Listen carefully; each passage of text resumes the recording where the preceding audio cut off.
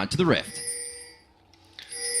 All right, so we have a Fizz actually starting Doran Shield this time. So he's looking to sustain through the early stages of the lane phase, like most Fizz do, but really most Fizz start with the Crystalline Flask so they can regen that mana as well. It just means that he's going to have to use his abilities a little bit more sparingly, and he won't be able to use them as much to grab last hits. So he'll have to be very good with his auto attacks for landing those hits. You just put down a mirror in the middle of the map right now because that's what both of these teams are doing, except for Tabs. He's kind of got himself in a scary position here. GG continues their move down to the bottom lane. They are going to be able to see him.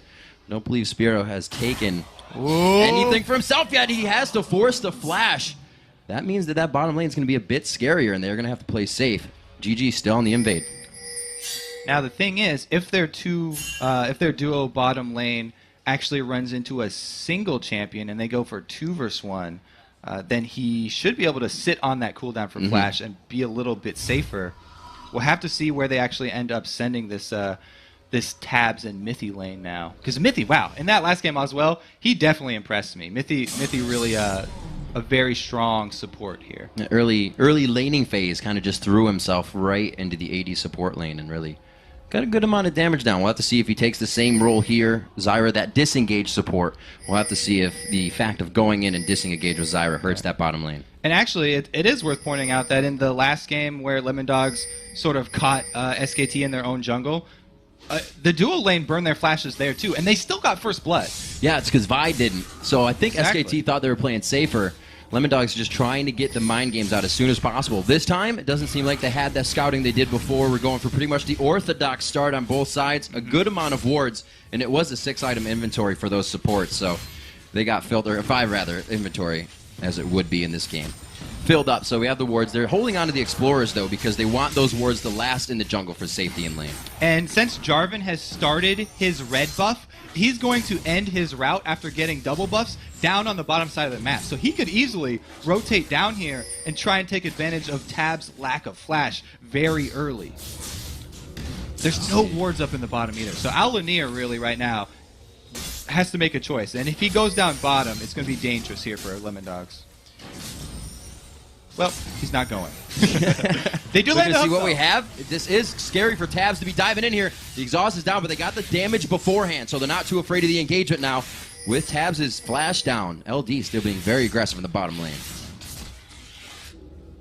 He's got another pink ward left here as well Yep. for Thresh. So he could actually go clear out the one. They saw Mithy just put this one in the side lane bush here, looking for the Jarvan to come over. Maybe Alanir actually is unaware. He's just going to go right in there onto the ward. Hatching that pink ward right there. Yeah. That's all right. So only a little bit of time spent down bottom. At least he gets the head away right at the beginning of that one. 3.5 minutes in. Obviously seeing that these lanes are matched up. We talked a little bit about that top lane, the Zac and the Renekton. They're going to pretty much be on an island with Alanir creeping around here. He was seen, and we can see Dexter making a move actually too. Looks like Alanir trying to get some counter jungling off, but he knows he doesn't have time because Dexter's walking right through the lane, and he comes for the gank now. It's going to be tables turned on Ahri. Keeping good eyes on everything around. A little bit of harass here, and it will be the damage from Nuke Duck to turn back on Alanir. It's really not going to cause them too much trouble, but they are making sure they get the damage down that they can, and that means Mazarin went in for a bit of aggression here as we're looking at the bottom lane. Yeah, those plays right there are the types that... oh, here we go, a Cocoon onto Mazarin. Those plays are the types that we saw from Faker that Crepo was pointing out, where Ahri's not just leaving, she's getting damage on the jungler, Right. making him pay for the time spent middle. It's almost like assessing the car accident you're going to be in. Can I get out of this safely? And if I can I do it in a nice way? And 4.5. What? This game is really going to have a slow beginning as they have Oh, yeah. stacked up with the 2 versus 2 lanes and the 1 versus 1 very even up there. Man, They're maybe. also very similar compositions with the beefy top laners, neither one running teleport, so they're just going to be smashing heads up in that top lane, whereas the mid lane has both of the assassins, and as soon as they hit that level 6, then we'll probably see some action up there. Mithy and Tabs are playing this bottom lane great as well. Like we said, with that flash down, really avoiding that early quick Q burst of Corki in the lane, and Spyro not looking too good right here. Goes down below 100, and it's going to be the quick kill, but it actually goes over. First blood to Mithy with the 2 assists going on to those carries. Beautiful tower dive. Elise is one of the best junglers at pulling off those tower dives because she can drop tower aggro, but she didn't even have to. Trying on the Beautiful the flash and the pull-in. He gets the kill on Mazarin. Amazing play by Nukeduck there. That was so good from Nukeduck, and he almost wants more. If he had a little bit more mana, he would be chasing Jarvan right now. This reminds me of something that Kreppel was actually talking about very early. He said, you know, Mazarin, although he came up with big plays at Gamescom, he looked like sort of a regular, very high ELO European mid laner. Wow, Deadly Brother taking a lot of hits here. Nukeduck just showing that he has he's on another level. There was a very beautiful flash to get the backswing of the Orb of Deception to kill. And Lemondogs is completely playing together. You push out Mazarin that hard, you know the jungler's going to have to be somewhere, so you see Tabs and Mithy still being ultra aggressive in the bottom lane. Zoro doing what he does, like, you know, Krepo said, like anybody from the EU casters would say. He's going to sit up there, make that lane his own until they become a bully.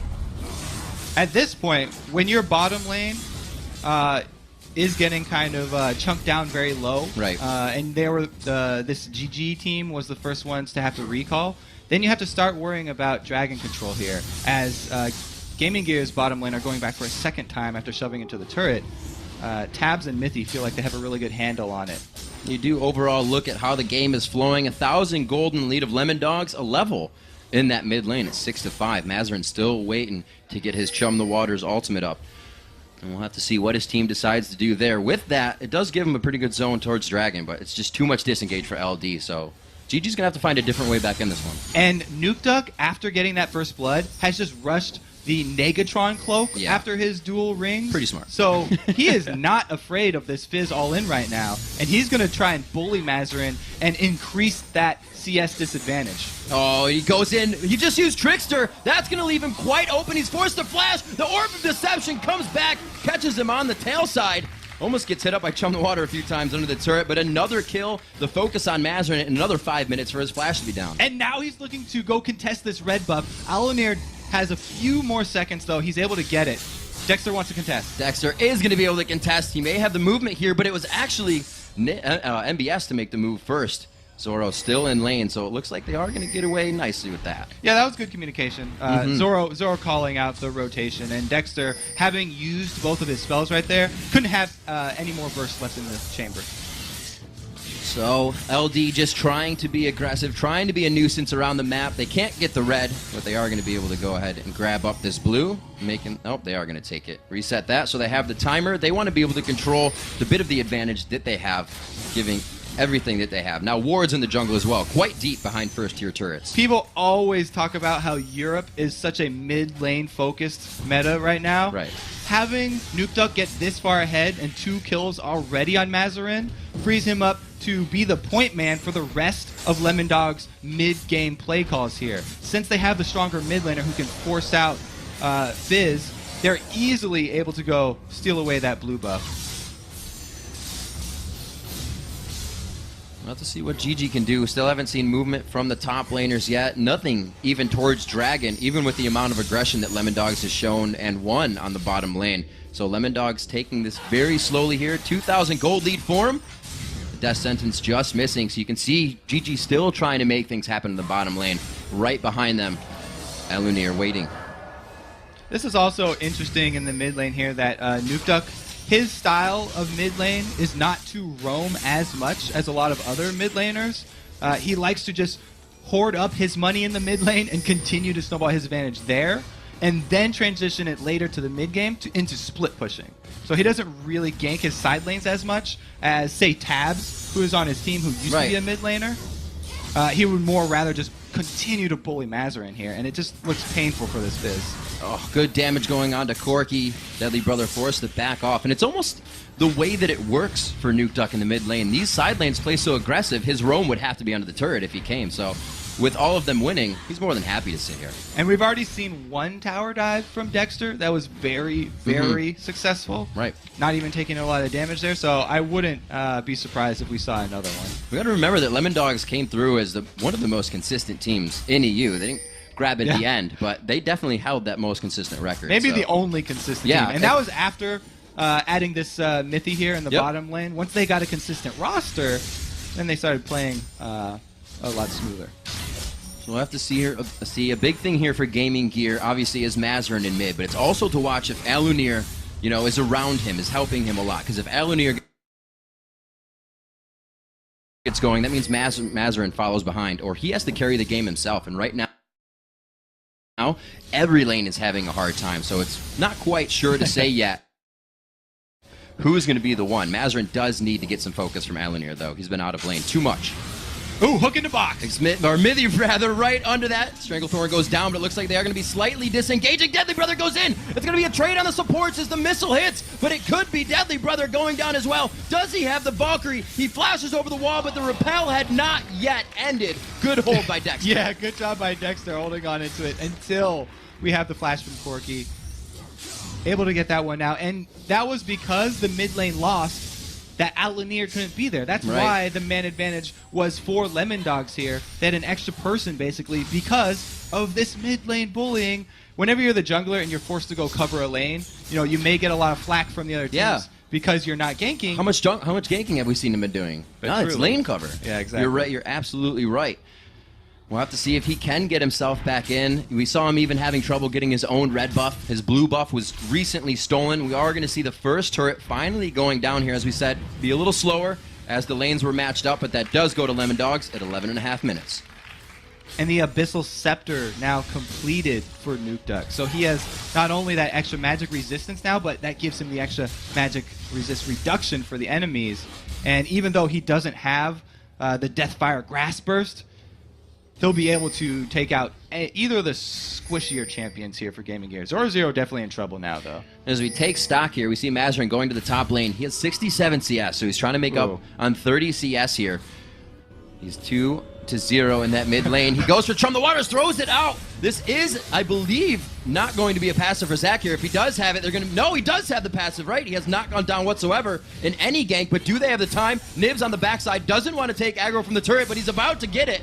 And with that, gets enough health back to make it out as Nukeduck starts his pursuit. Dexter's coming in, and NBS is extremely low. Oh, dear. The time it took them to do this, we say if it takes more than 10 seconds, you might want to back out. They're forced to go for a flash there, but all in all, works out for him. Ooh, very, very close there. Dexter, sometimes you can mind game the person you're chasing if you just hold on to your skill shot, CC.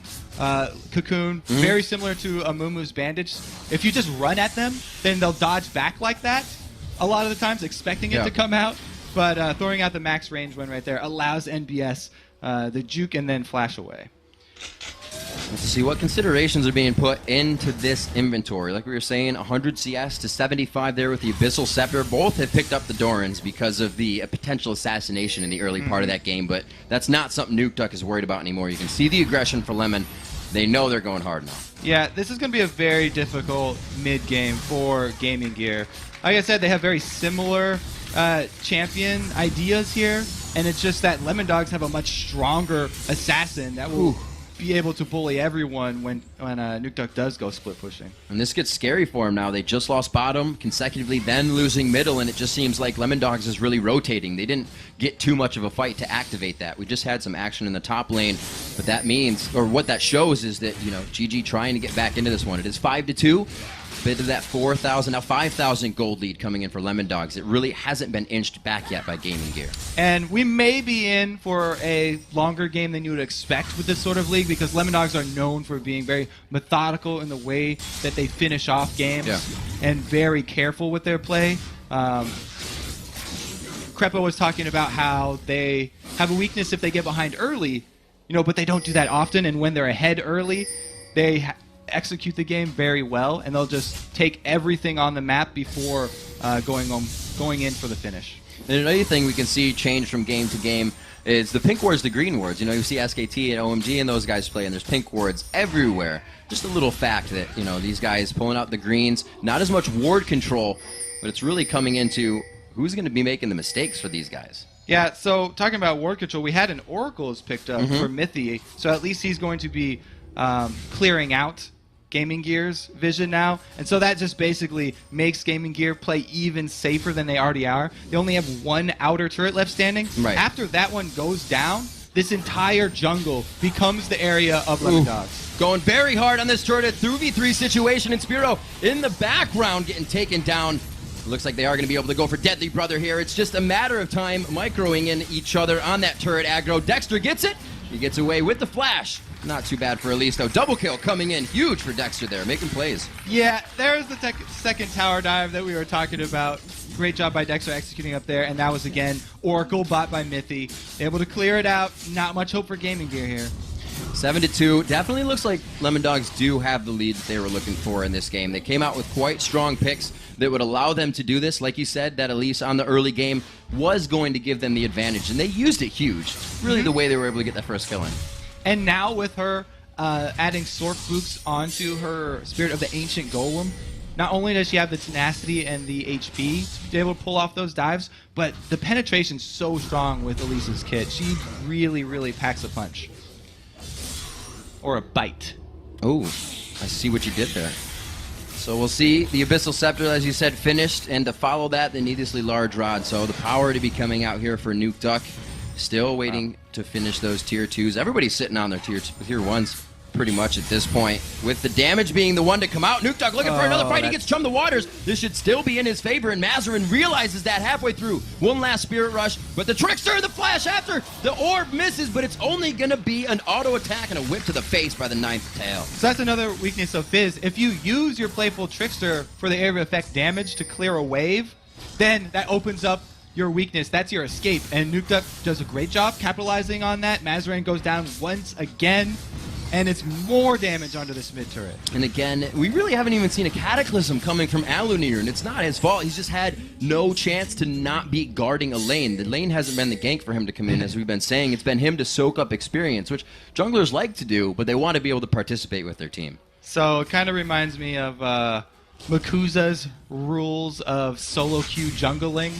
Never go gank the losing lane there. So he really did not want to make an appearance in that Fizz lane middle. It honestly can make things worse. Yeah, if there was a 2 versus 2 situation, they would both get creamed. So we see the Sheen coming out here, Fizz trying to get to that Lich Bane as soon as possible. Still gives him a scary amount of damage that has to be respected. We'll have to see. 12 to 11, he's still one level below. 10 to 9 in the jungle as well. Looks like all the other lanes are seemingly matched up. 8 to 2 here at 18 minutes, and now it's an 8,000 gold lead. And you can tell how confident Lemon Dogs are. They even have their Vayne Tabs is going Bloodthirster. Something that, Double Lift used towards the end there in the playoffs, but even after, he felt like he regretted it a little bit. He really loves the Blade build, but Bloodthirster, it gives you pure damage for taking down turrets. They go right onto NBS, knowing they have that definitive power to just take one person out and be out before the team can rotate, but it's not going to be enough to take out a Renekton, especially when he's a lifeguard. Keeping everybody safe. They are going to guard the turret, but now it's Nuke Duck split pushing. They're kind of spreading GG thin when they can't afford that right now. Like we talked about, Nuke Duck is a very scary split pusher at this point. All that you can really do is try and CS a little bit under turret. Even he is going to get tower damage here. You can see the siege clear okay for now until that power is a full team of 5. GG able to hold with 3, but look at that damage on the turret. It's held, but it's going to go down eventually. Still moving in, Tabs just on the back line. His positioning being very good all game. You can see him letting Zoro get up to that front. He was tanking the turret, but still being the AD carry that he needs to be for his team. Only 2 deaths coming in. That's 1 for Zoro. We saw the top lane gank for him, and we did see Mithy going down once. And that's 2 of the best people to really be going down there. The one that wants to throw himself in for the team, and the one that's going to be worth the least. So Lemon Dogs looking real good right now. Like you said, they know it, and they're using that fear to their advantage, just showing themselves in lane and pushing them out. This is the reason why everyone talks about how when Lemon Dogs get their lead, they usually win the game, and that's why most of their practices, even if they just get an early lead, then they'll restart. Mithy down, very low. The Cataclysm onto the already dead support, trying to go very hard on him. This gives LD time to size up the fight. They're looking at what they want, and right now it's only going to be on the outside. Tabs does get too far ahead this time. Gets the Chum the Waters on him, but the barrier's there. NBS and the rest of the team weren't ready to fully go in. They are, again, microing the damage in and out. Zoro low to under 100. Tabs is now 5, now 300, but they're going back in the fight. Deadly Brother low. They could be acing the team here, and Spearow gets out by himself, and Elunir Alanir wasn't even able to make it to the fight after the first engage. Gaming Gear had just been bleeding money all over the map, so they had wanted to try and make their play. They got the kill on support at least to start that one off, and were able to turn it into another on tabs, but Let's check they this still out. end up going down. Yeah, Zyra, great ultimate right there, delays the rest of the team so that they're able to take out Alanir here, almost chunking him all the way down. He has to exit the fight with that Thresh Lantern, and that leaves them basically in another 4 versus 4 situation, even though they were the ones who came up with the first kill. And Zoro feels confident because he does have that passive available. Now it's just up to the rest of the DPS from Lemon Dogs. Chunking down Mazarin enables them to have the confidence to finish off Deadly Brother. That's really one of those fights that you use your ultimate first, and you better use it right, or the other team's going to come back even harder. You got to hit them real hard the first time. Yeah, so, I mean, Mithy did a great job, even though he was first one to go down there, got off the Stranglethorns in the perfect area to delay the rest of Gaming Gear and allow his team to clean that one up. So a game that might have been just slipping through the hands of Gaming Gear, now definitely in the hands of Lemon Dog, but not yet over. The mistakes can still be made. The inhibitor turrets are up, and that's really the last defense here for Gaming Gear to try and funnel Lemon Dogs into that circle of right in front of the base and get the attack. You can see Alanir trying to get himself out here. Nice cheeky move. Keeps himself safe. I mean, that was the Deathfire Grass there from Ari, so at least they've got it on cooldown now. You see the whole team. They are still leaving Nuked up by himself, so that split push will continue to come into play. You see the rest of Lemon Dog staying together, actually going for the 1-3-1 a little bit as they start to rotate towards top lane in the end. And Gaming Gear, at least now they dear. do have that Trinity Force on Corki, so the hope is there. Maybe they'll be able to Trinity turn a bad and tower Lich dive around. might get some surprise damage out that Lemon Dogs has not been seeing. We are 5-0 in turrets. Turrets also mean map vision, so they are losing a lot of control over the jungle when these turrets go down along with the vision. 11-4, the gold lead continues to go up here at 22 minutes. Still very early into the game. This is when we should really be seeing everybody ramp up, but Lemon Dogs is hitting their peak right now. Oh, and Lemon Dog's going for the classic EU Baron towards the end of the game. This is really where, if Gaming Gear want to take something, they have to do it now. But Nuke Duck in a one-man army is going to hold off the team. He takes down Deadly Brother to about 100, but he is able to help with the help of Zoro to grab that kill on his Spyro. Nice use. And they keep going in. Mazarin, a good attack onto Nuke Duck here. This is a lot of damage they won't have for the fight. A very good kill in the shutdown that Mazarin needed that gold. The rest of the team to follow in. Zoro, and Dexter. This team has so much ability to chase. The repel coming in, the elastic slingshot, and the chase coming in from Vayne's passive means that these guys will not be making it out alive. Woo, Tab's going to finish that one off. They probably won't dive that Corki because he still has his gap closer. But right there, it was an early smite from Dexter, but there was no hope for Alanir getting in there. Very desperate now for Gaming Gear. Lemon Dog slowly just kind of going through this one now. Wasn't really a game that they tried to come out with as they did scouting in their game against SKT. We saw 3 flashes burned in the beginning, and then the flash burned by Dexter to get the kill. Again, Dexter came out big in this game for his team, but they played it normal in the beginning, and they matched up the lanes.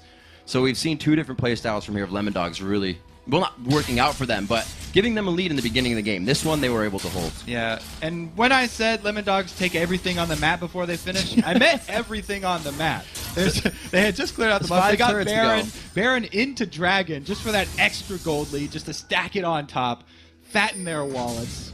And now, the blue buff at least will be secured here. I don't know. Nuke Duck really wants to steal it, but he doesn't even have vision on it. This You would be can't assume. blind. You can't assume. Oh, Wait. very close. Oh, it didn't go. It was coming on the backside. He almost grabbed it. They get a small win. But to stand there by himself, that's not what you want the other AP mid to be doing. You cannot give him that kind of freedom. He should be at least warded, but that's not even what they can do right now. Gaming Gear looking to get a few out into their jungle where their turrets would usually be. So they have one actually right outside their base to come out, and another one just outside the wall, making sure nothing comes over the wall at them, because we know Nuke Duck can take out one of these guys very quick. So Gaming Gear, this whole bracket, or this whole group, is really looking very, very hard for them now. As after this, they're going to have to turn their sights towards SKT1 and OMG. The road is not going to get easier. So if they want to get back in this, they're going to have to make their stand at their inhibitor turrets. You have to believe, Riv. You have to believe. Have to. I Coming guess. in, well, they need to take a few more effect of their advantages. The bottom lane had a Vayne flash down, and we only saw a few of the death sentences thrown. Like, that Thresh lane should be going in quite hard. You're against the Zyra, but once that Zyra misses the grasping roots, kind of like the Blitz Fist being down. It's kind of a trade-off situation. And Mithy and Tabs did very well for having a Vayne flash down very early. That's actually a pretty good point. You know, Alanir actually, after the blue buff, even though there were no wards down bottom yet, he went to do his wolves first, and by the time he came down to do the Jarvan sneaky gank into With that the bush, lantern, yeah. that's when the pink ward was just placed into that bush. Still trying to get a bit of aggression, but see, that being down now allows a few taps onto the turret. Tabs taking some good damage there. Not good for him, but Deadly Brother definitely liking that. He has the blue buff. They gave it over to Corki. They need to stop these sieges, and they want those missiles to be coming out from him and that Gatling to stop the siege. Tabs with that Bloodthirster, he's able to just heal right back up. You can see him right there calling Dexter off of the minions. Hey, I need to lifesteal off of these. Give me back my HP. So we have a 15,000 gold lead rolling in here. The interest is starting to accrue for Lemondogs, and they're going to try to finalize this one. Going in very strong. They get Deadly Brother. The blue buff has been transferred. It's also going to be Alanir going down. It's the rest of the team. Mazarin running for the fountain. Looks like Lemondogs will be able to get this turret, and they're going to see what they can do inside the base the time they have. Yeah, dive, very predictable right there. Definitely not surprising. They're so far ahead, and they have this tanky Zac with his revive passive up. Very, very well played here from Lemondogs, though. They're going to get another inhibitor turret off this. For a team that it would be crazy to dive, having a Renekton, a Fizz, a Corki, and with a Thresh on him, you don't think there would be too much diving, but they brought the right composition to the game, and that has been how Lemondogs is really advancing every time. Another inhibitor. Those were 2 consecutive for themselves as they move out. Bottom lane's only at River, so we may see him back soon. I mean, everybody was pretty confident in this game here for Lemondogs. Absolutely. But I don't know if people expected this much. This is a ginormous gold lead at 27 minutes. Already double completed items coming out. We just had that Randuin's finished. That Phantom Dancer came in as well. I believe that Last Whisper. Wow, Tabs had some money. Also, the Shirelli is coming in. Ruby Sightstone's out for both sides, so we can see that wards are still being considered, and they need to be, but all of those wards on that side of the map right now are Lemondogs. GG can see inside their base. Yeah, it's extremely rough for them. They almost have nothing left to defend here. Fizz has a Lichbane, though. The magical Lichbane for Fizz, which is, everyone talks about his huge power spike there. I mean, really, that item adds more scaling onto Fizz. Right. And so after you get more AP on top of that, he benefits even more, but it's so little, so late here. Lemondogs really look like they're just going to walk this one in. And true to form, they aren't even going to go straight for Nexus turrets. They want every single building destroyed. There's still 3 turrets on the map, 11 in total for each team. So they got some stuff to take down here. Still going at this. We have to mention that Nuke Duck mid lane as they almost go for this turret, looking like they want an aggression of a fight, and see how sure they are. Coming in so strong. That 239 to 155 CS on Nuke Duck over Mazarin. 3 full items to 1 completed Lichbane. There we go. That is so much credit. Give it to him. The Spiral going down. NBS on the backside, and the fight is completely split. It's GG trying to keep themselves alive here, but I think Lemondogs has the base to themselves, and they will have the Nexus. So they take the turret, bypass inhibitor. They're going to end this one off. Some nice golf claps from the crowd. Definitely a game that went very fast in Lemondogs' favor. If they end this one before 33, 34, it's going to be our fastest game of the day so far. Dexter tanking up this last turret. They do have the minion wave coming in. It's going to be Lemondogs with a very definitive victory here over Gaming Gear EU in our 4th game of the day. 29:01 on the clock. So they had every building destroyed and every champion dead at the end of that game. Get your playtime in. You're on stage. Lemondogs completely wiped Gaming Gear that game. Yep. Surgically removing them from the map every time. Nuke Duck got so much pressure in the mid lane. Alanir lived there. That was also his lane. I don't think we saw one gank from Alanir.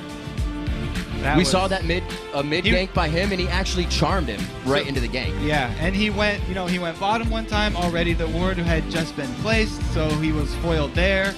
Really, stalling out the jungler and destroying the mid laner is basically the game plan for these European teams, and Lemon Dogs just crushed it there. And it was very methodically done. You have to give them credit. At some point, it's easy to become lax in that kind of